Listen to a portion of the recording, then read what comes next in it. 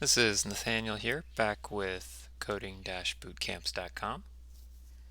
In this section, we're going to be talking about performing an aggregation from the MongoCLI.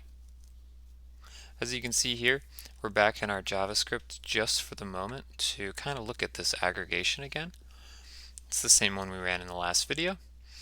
We want to basically just run this from our MongoCLI, just as a demonstration of the fact that you can really use the MongoCLI for quick data lookups, data aggregations from a system administrative perspective to try to figure out what your data looks like without having to run a full JavaScript to do that.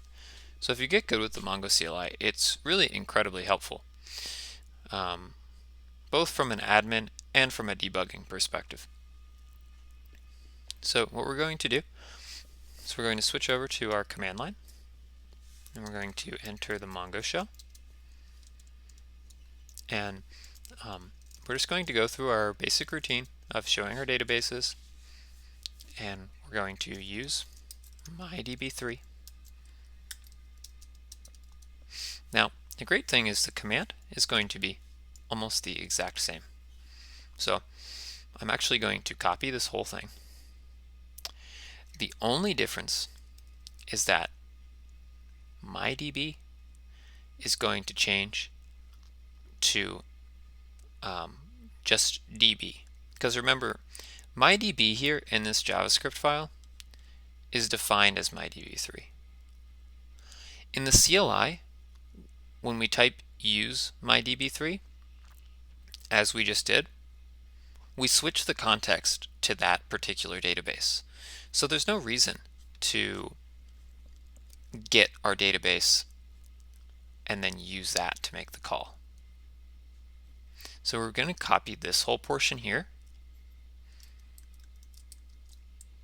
but we're just going to use our generic DB name. Because again, this is just saying use the database that we're in the context of, which you can see here is MyDB3. And then I'm going to paste the rest of that.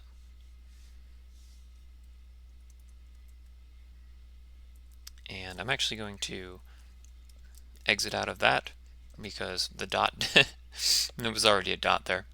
So I'm going to do DB and paste, and that's what we want. And we see we get back the same aggregation results that we did from our JavaScript. And this is where we ran our command, and we have all the same information as in the last video for the department info. Awesome. And that wraps it up for this video. I'll see you in the next one.